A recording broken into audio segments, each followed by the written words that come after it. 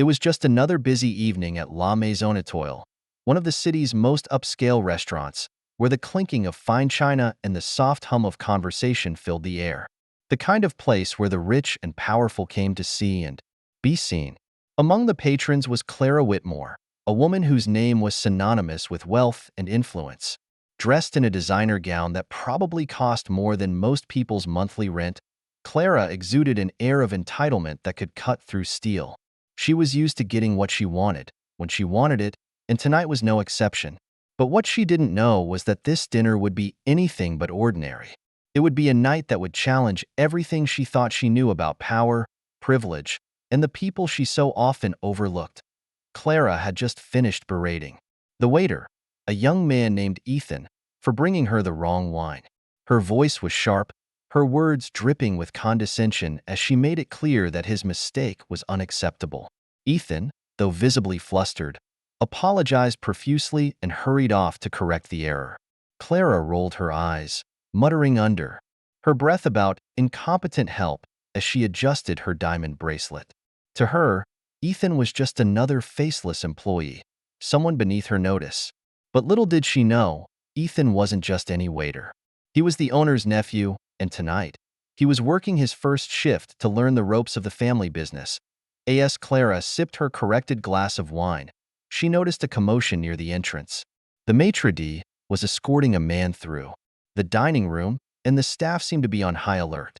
The man was tall, with an air of quiet authority that made even the most seasoned servers straighten their posture.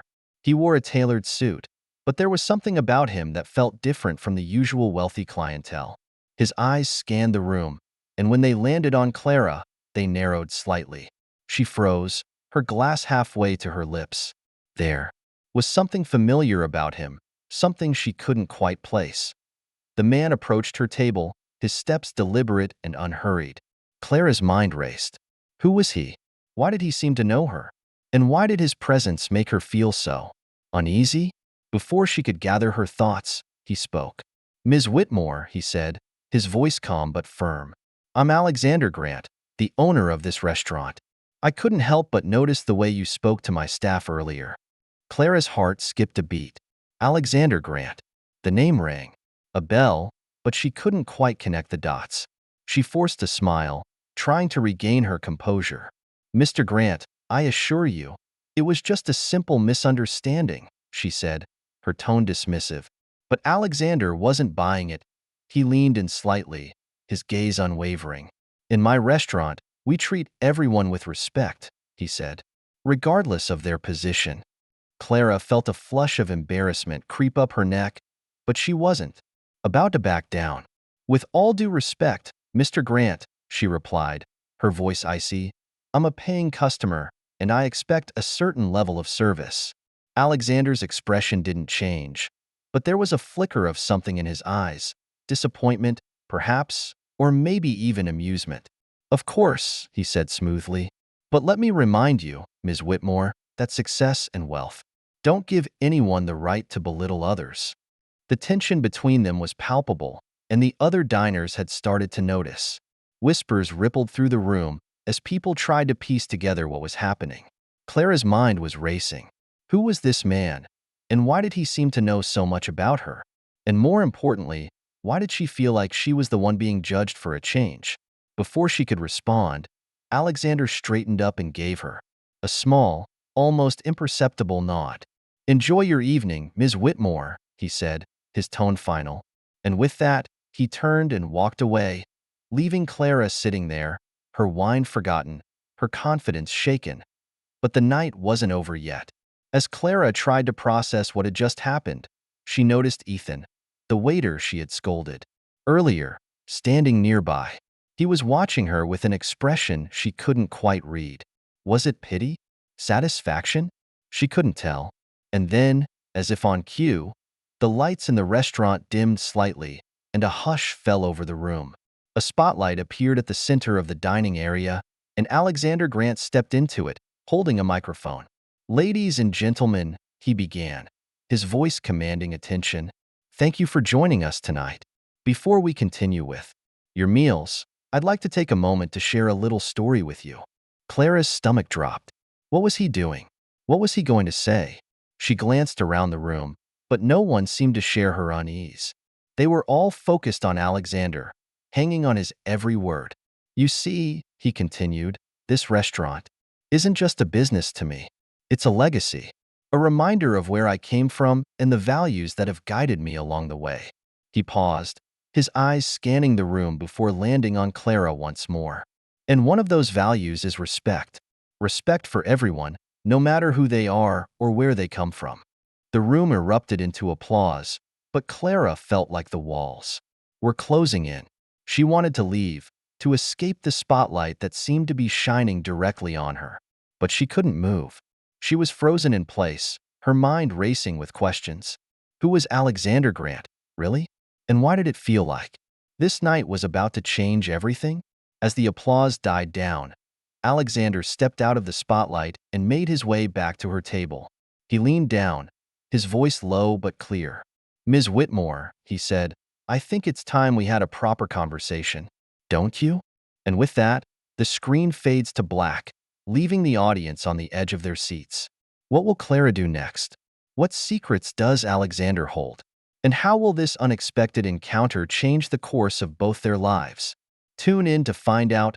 Clara's heart pounded in her chest as Alexander Grant stood over her, his presence both commanding and unnerving. She forced a tight smile, though her mind was a whirlwind of confusion and dread. A conversation? She repeated, her voice steady despite the storm raging inside her. About what, exactly? Alexander didn't answer right away.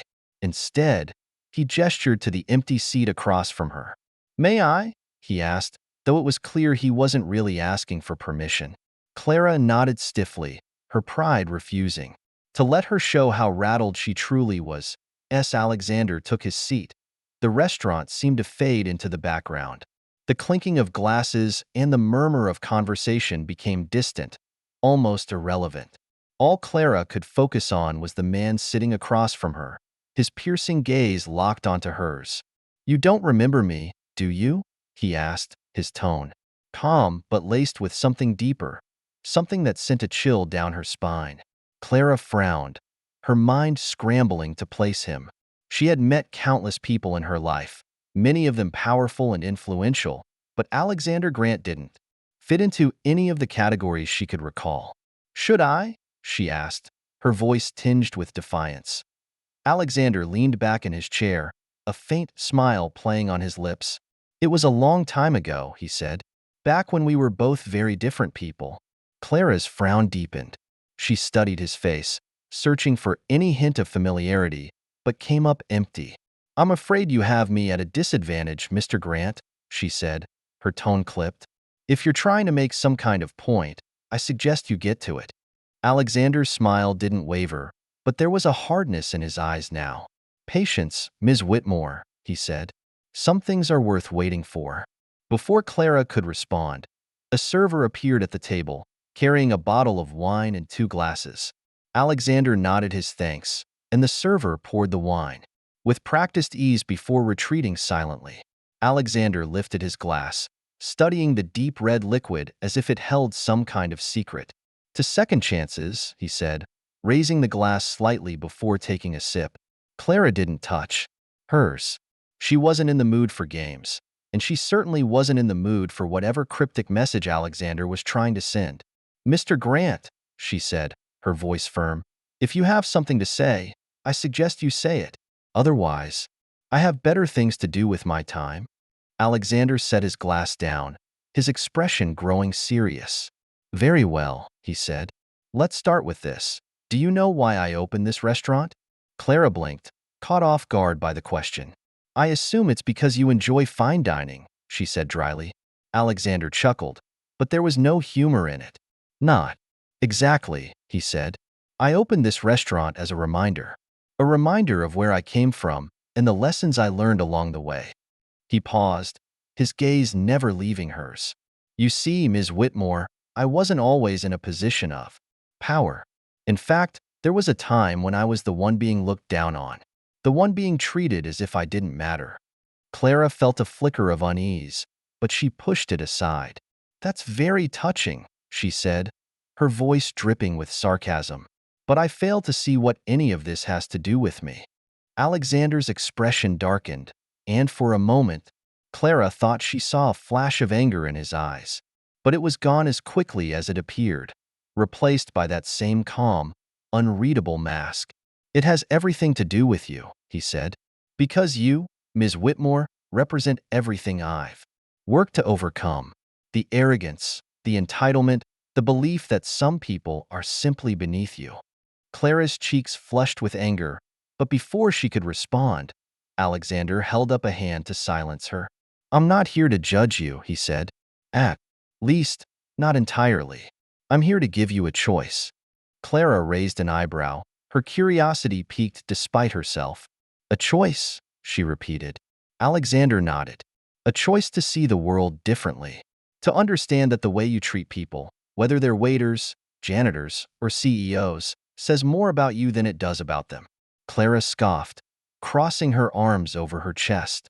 And if I refuse? She asked. Alexander's smile returned, but it was colder now.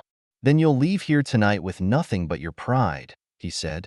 But if you're willing to listen, to truly listen, you might just walk away with something far more valuable.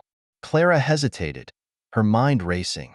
She didn't like being backed into a corner, but there was something about Alexander's words that struck a chord. Something that made her wonder if there was more to this conversation than she was willing to admit. Before she could respond, Alexander reached into his jacket pocket and pulled out a small, worn photograph. He slid it across the table toward her, his expression unreadable. Clara glanced down at the photo, her breath catching in her throat. It was a picture of a young boy, no more than 10 years old, standing in front of a rundown building. The boy was thin, his clothes ragged, but there was a spark in his eyes, a determination that was impossible to miss. Clara's heart skipped, a beat as she realized who the boy was. It was Alexander. She looked up at him, her mind reeling. This is you?" she asked, her voice barely above a whisper. Alexander nodded, his expression softening slightly. "Yes," he said. "That's me. Or rather, who I used to be." Clara stared at the photo, her chest tightening with a mix of emotions she couldn't quite name. She had always prided herself on her ability to read people, to understand what made them tick. But Alexander Grant was a mystery, one that was becoming more complex by the minute. "Why are you showing me this?" she asked, her voice trembling despite her best efforts to keep it steady. Alexander leaned forward, his gaze intense. "Because I want you to understand," he said. "I want you to see that the people you dismiss, the ones you treat as if they're beneath you, they have stories too. Dreams, struggles. And sometimes those struggles are what shape them into the people they become." He paused, his voice dropping to a near whisper. "Just like they shaped me." Clara felt a lump form in her throat, but she quickly pushed it down. She wasn't about to let Alexander see how much his words were affecting her. "This is all very touching," she said, her voice laced with sarcasm. "But I still don't see what any of this has to do with me." Alexander's expression hardened, and for a moment, Clara thought she saw a flicker of disappointment in his eyes. "You will," he said. "But first, you need to be willing to listen. Truly listen." The tension between them was palpable, and Clara felt as if the walls were closing in. She wanted to leave, to escape this conversation and the uncomfortable truths it was forcing her to confront. But something held her in place, something she couldn't quite name. "Fine," she said finally, her voice tight. "I'm listening. But make it quick. I don't have all night." Alexander leaned back in his chair, a small, satisfied smile playing on his lips. "Good," he said, "because this is just the beginning." And with that, the screen fades to black once more, leaving the audience hanging on the edge of their seats. What will Alexander reveal next? And how will Clara respond to the truths he's about to uncover? Tune in to find out. Clara sat stiffly in her chair, her fingers gripping the edge of the table as if it were the only thing keeping her grounded. Alexander's words hung in the air between them, heavy and unrelenting. She wanted to dismiss him, to brush off his story as nothing, more than a ploy to make her feel guilty. But something about the way he looked at her, like he could see straight through her carefully constructed facade, made that impossible. "The beginning of what?" she asked, her voice sharper than she intended. "What exactly are you trying to prove here?" Alexander didn't answer right away. Instead, he reached for his wine glass, swirling the liquid slowly as if buying himself time to choose his words. "It's not about proving anything," he said finally.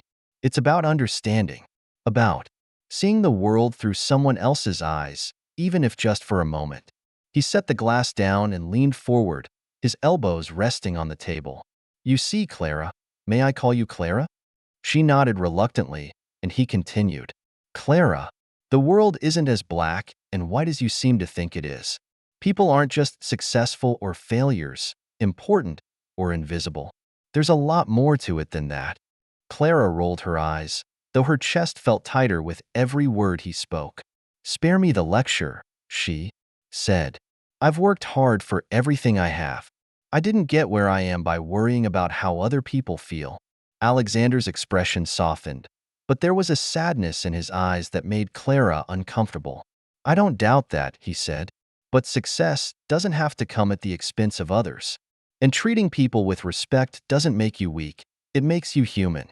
Clara opened her mouth to argue, but before she could say anything, a commotion near the kitchen caught her attention.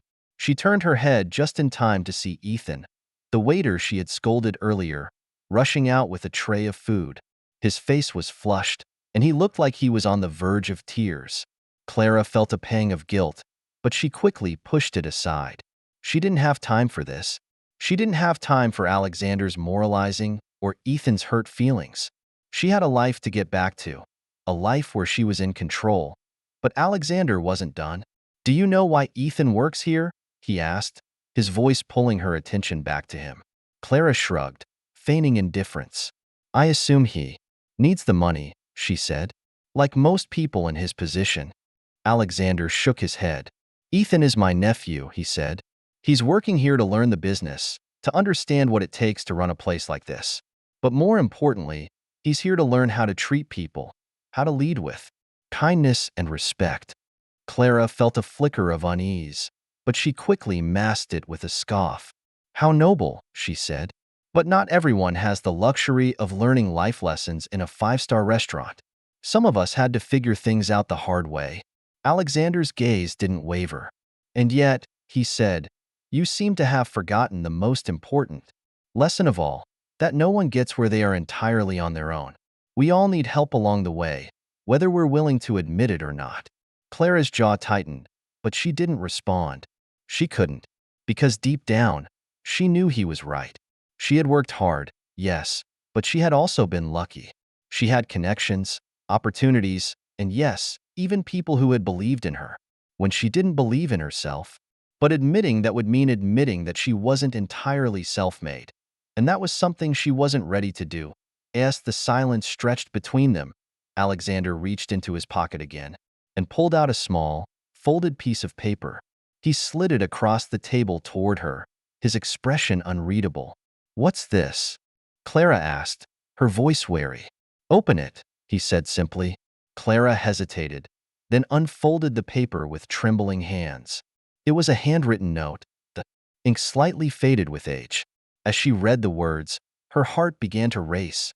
Asterisk, "To the boy who saved my life. Thank you. I'll never forget what you did for me." Asterisk. Clara looked up at Alexander, her mind reeling. "What is this?" she asked, her voice barely above a whisper. Alexander's expression was solemn. "It's from someone you used to know," he said. "Someone who owes you more than you realize." Clara shook her head, her confusion mounting. "I don't understand," she said. "Who wrote this? And what does it have to do with me?" Alexander leaned back in his chair, his gaze never leaving hers. "That," he said, "is a story for another time. But for now, I want you to think about this. The choices we make, the way we treat people, it all comes back to us in the end. Sometimes in ways we never expect." Clara felt a chill run down her spine. She wanted to demand answers, to force Alexander to tell her everything he knew. But before she could say anything, the sound of raised voices near the entrance of the restaurant caught her attention. She turned her head just in time to see a man storming in, his face red with anger. He was shouting something about a reservation, about being treated unfairly. The staff tried to calm him down, but he wasn't having it. Alexander sighed and stood up, his expression resigned. "Excuse me for a moment," he said. "It seems I'm needed elsewhere." He walked away, leaving Clara sitting there with the note in her hands and 1,000 questions swirling in her mind. Who had written it? What did it mean? And why did she feel like her entire world was about to be turned upside down? As she sat there, trying to make sense of it all, Ethan approached her table. He looked nervous, but there was a determination in his eyes that hadn't been there before. "Ms. Whitmore," he said, his voice steady. "I just wanted to say thank you." Clara blinked, caught off guard. "Thank you," she repeated. "For what?" Ethan hesitated, then said, "For reminding me why I'm here. For showing me that I never want to be the kind of person who treats others the way you did tonight." Clara felt as if she'd been slapped. She opened her mouth to respond, but no words came out. Ethan gave her a small nod, then turned and walked away, leaving her alone with her thoughts. And as she sat there, the weight of Alexander's words and Ethan's quiet courage pressing down on her, Clara realized something she hadn't wanted to admit. Maybe, just maybe, she had been wrong. But before she could fully process that thought, Alexander returned, his expression grim. "We need to talk," he said. "There's something you need to know." Clara's heart skipped a beat. "What is it?" she asked, her voice trembling. Alexander hesitated, then said, "It's about your past and the choices you made. That led you here." The screen fades to black once more, leaving the audience breathless. What secrets from Clara's past is Alexander about to reveal? And how will she handle the truth when it finally comes to light? Tune in to find out.